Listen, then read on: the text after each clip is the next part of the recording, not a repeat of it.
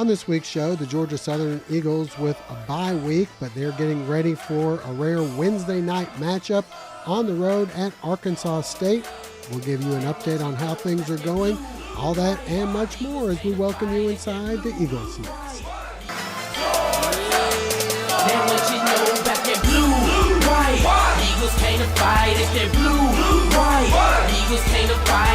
And welcome inside the Eagles Nest. I'm your host, Josh Aubrey, being joined by Mike Anthony, sports editor and Georgia Southern beat writer for the Statesboro Herald. And Mike, coming off the Eagles' first loss of the season, I know a couple weeks ago when we did our show, there was a lot of people upset even though Georgia Southern was 3-0. Well, now they've lost a game, so now maybe the sky is falling is going to continue until they've won a game and maybe even, I don't know what they have to do, win significantly to please some fans, I'm not sure, but where Georgia Southern stands right now is they still have all their goals still open and ready ahead of them. They're still undefeated in the Sun Belt, and it seems like they lost to a very good team in Western Michigan that we had a feeling may have circled this game after a year ago being pretty much embarrassed here in Statesboro, and they look like the real deal up there at their place. Yeah, you look at that game, and honestly, I don't think there's so much to be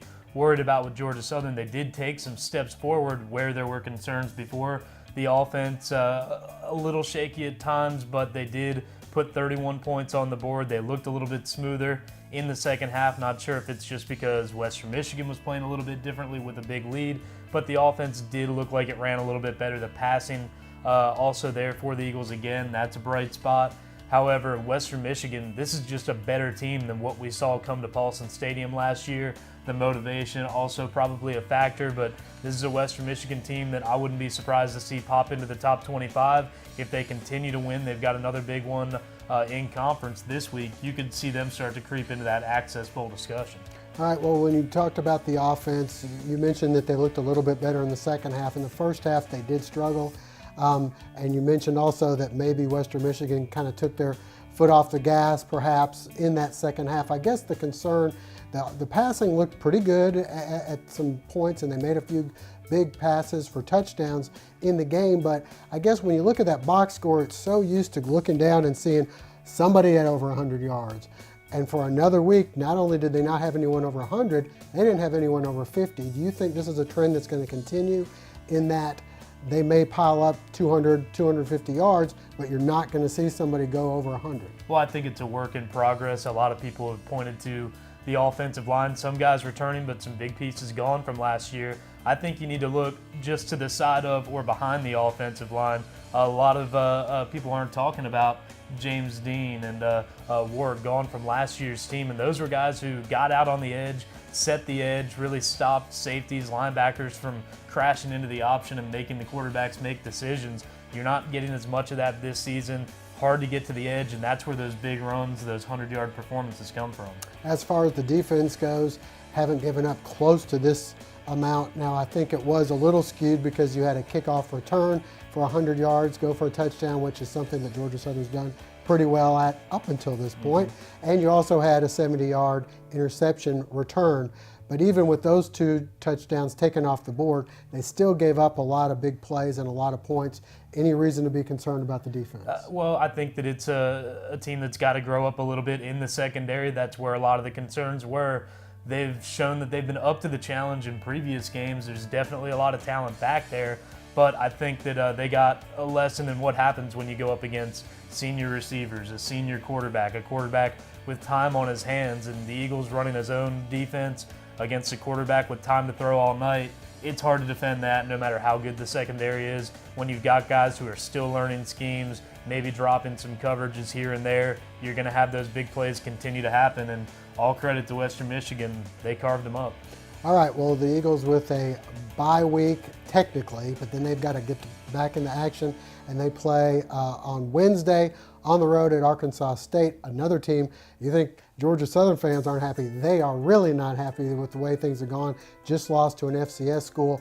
As for the bye week and the off week this week, seems like it comes at a good time, especially since Kevin Ellison and Fabian Upshaw both looked a little banged up after the game. We even saw LeVar Anthony into the game there toward the end. both of them a little dinged up. I think that the main reason that you saw LeBaron and Anthony in there is because by the time Ellison was injured a little bit, the game kind of out of hand. I think that if that would have been a salvageable game, a one-score game, you would have seen Ellison back in there. As for Upshaw, no definite word, but I don't think that it's anything too serious. I would think that definitely the extra 3 or 4 days between games helps. Hopefully we'll see both of them back in uniform in Arkansas. And it's also a good time for Georgia Southern to maybe, with a week off in between now and the big game there on the road, because that game is significant in many ways. First of all, it's a conference game. Second of all, you're going to need to build a little momentum. You don't want to end up with the Western Michigan loss and a loss to Arkansas State,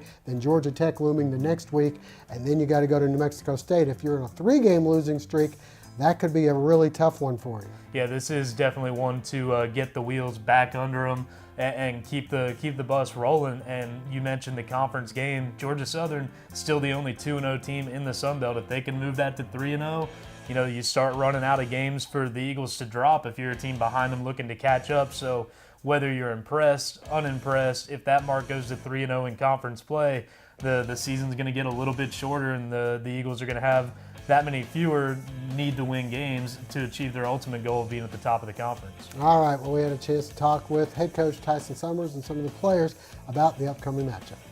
I mean, yeah, they're a very talented group. You can't take this team lightly, just like you can't take any team in college right now lightly. So we just got to play our best game. We still haven't played our best game yet, so we got to come out, prepare this week and prepare next week a little bit and be ready to play them guys Wednesday. Yeah, you just don't really know what to expect, like the type of environment, because sometimes it can be hostile. But we just try to just tune all that things out and just play what we and do what we do and play our game. Just bounce back. You know, it's not much we can say. You know, we took an L. You know, to a very good Western Michigan team. You know, those guys did a great job just executing what they had planned. You know, we just fell short, but no, it's nothing different. We're just gonna come out here and just keep doing what we do. You know, we're excited to play these guys. You know, it's been like it's going on a 3rd year that we haven't played them. You know, we're very anxious, and we know they're very anxious. You know, their record doesn't tell how good they really are, because you know they're very good. You know, for our conference players on defense, you know, those guys are fast, they're huge, and you know, we're just very excited to go up there and play them. There's a lot of areas where we can improve, you know, just as far as like making plays. You know, we haven't made any big plays in about a couple of weeks now on defense, and you know, just having somebody just step up and make big plays for the defense. Arkansas State, they're a well-organized team. You know, they got a lot of talent, actually a lot of transfers from P5 schools and things like that. So they well-rounded on the offensive side of the ball. You know, just feel like they're gonna try to bring it. They've kind of, you know, been itching to play us for the last 2 seasons. I think we'll get their best effort, and I know Coach Anderson and his staff will have those guys ready to play this week. Marcus Aligwe did not play or travel last week for us. Again, it was Coach's decision based around a number of different things that were going on at the time with our team and with Marcus personally. And so he will be back. He is on the team, and he'll be back this week, working his way back into the depth team. They have played a difficult schedule, to say the least, in their first 3 games. Central Arkansas, obviously, it was a game I'm sure they feel like that they should win, and not excited about it. I think that they've certainly, you know, got as much talent as we've seen anybody all year have. And right now, again, you know, that becomes a scary part. An 0-4 football team with their backs against the wall. You know, coaching staff that is a very good coaching staff that knows how to win, and players that know how to win. And all of a sudden, you know, how do we get it figured out? How do we get it back on track? And you know, they're playing against us, which you know they've had that game circled for the last 2 years and wanted to play it. So this is with the week they're looking to get all those things back on track and get all that talent moving in the same direction at the same time. You know, yesterday was a Monday for us. So we practiced in the afternoon like you normally would on a Monday. This morning is a Tuesday. I know it's Thursday, but for us, that's how you try to kind of get them back on track. They don't, they're, you know, I had one of them that had a hard time in the class the other day because he said, well, I had it in my mind it was Monday, you know. And he said, I made it. We heading in the wrong direction at 9 a.m. And so anyway, that's how you try to. You know, we'll go this weekend. And have a little bit of time, and then Sunday we'll have a nice walkthrough, and then Monday we'll come back and try to kind of regroup that and treat it like it's a Thursday and treat Tuesday like a Friday. And so, you know, we've done this for a long time. Anytime that you're, you know, in this group of 5 world and you're trying to make sure that you are, that TV is giving you an opportunity to be on a national stage for your university, you got to take advantages of it, and you got to be able to do that, whether that's Thursday nights, Monday nights, Wednesday nights, Friday nights, and so I think it'd be a great opportunity for our university and for our program.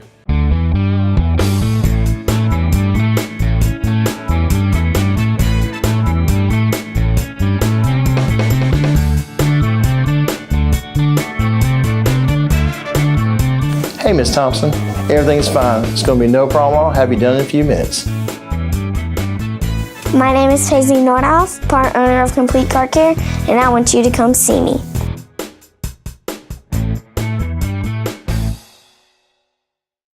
Well, Mike, on the other side of the game on Wednesday, Arkansas State, they were predicted by many to win the league.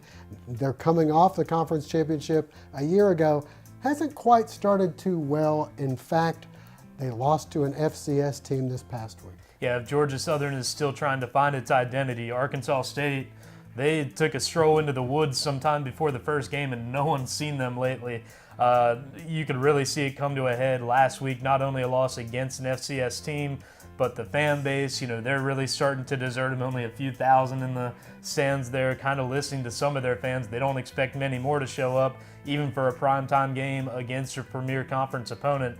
But that's why they play the games. This Arkansas State team, there's a reason why they were predicted to finish so high. It's not that they're getting injured, it's that all their talent just isn't producing results. And if you're Georgia Southern, you have to approach the game with plenty of caution and all the seriousness in the world, because you look at the tape, you see the speed, you see the ability. It's only a matter of time before they put it together. Your thoughts on the game? What do you see how this one plays out? Well, I think Georgia Southern is going to get a little bit of a breather in the running game. I don't think that Arkansas State is going to play as downhill against the run as Western Michigan did. So many plays being made on the wrong side of the line of scrimmage for Georgia Southern. Arkansas State hasn't looked like they have the ability to make those tackles on the first opportunity this season. I think Georgia Southern takes advantage of that. They continue to improve in the passing game. I like what I'm seeing. They're not going to put up 400 yards of passing, but if they can continue to get 100, 150 yards, maybe a touchdown or two, I think that this offense will eventually start to click. I think that they can outscore Arkansas State. Arkansas State's offense looking just as lost as the defense. I like Georgia Southern to get back on track, back in the win column, 35-14. All right, I think 24-17. I'm with you on that. Arkansas State, for a note, did start off pretty slow last year, turned it around pretty well, but hopefully the Eagles can get some momentum going as they have Georgia Tech coming up the very next week. Well, Mike, before we go, updates on the other sports going on right now, volleyball and soccer. Volleyball, the main one coming back to town. They started off Sunbelt play last week, took a trip out to Louisiana. They were able to get a split there. Now they finally come back home to Hanner Fieldhouse, their first home Sunbelt games coming up this weekend. I think they're poised to have a better season this year, maybe sneak into the top half, get some favorable matchups in the conference tournament. Soccer, also men's and women's, getting into their Sunbelt matchups, and then golf still going on the links. Not so much for the guys. They were actually fogged out. Fogged out. Don't see that now. You see the starts delayed, but I guess they were somewhere in the valleys of Virginia where the fog just never lifted. All 3 rounds wiped out, so no scores to report there. The women's golf team, another decent showing. I think that they're still building. I think once they have time to really work with some of their new girls through the winter portion, the off portion of the schedule, you'll see them really start to turn it up in the spring. All right, well, that'll wrap things up for now. For Mike Anthony, I'm Josh Aubrey. Thanks for joining us. Hope to see you again soon.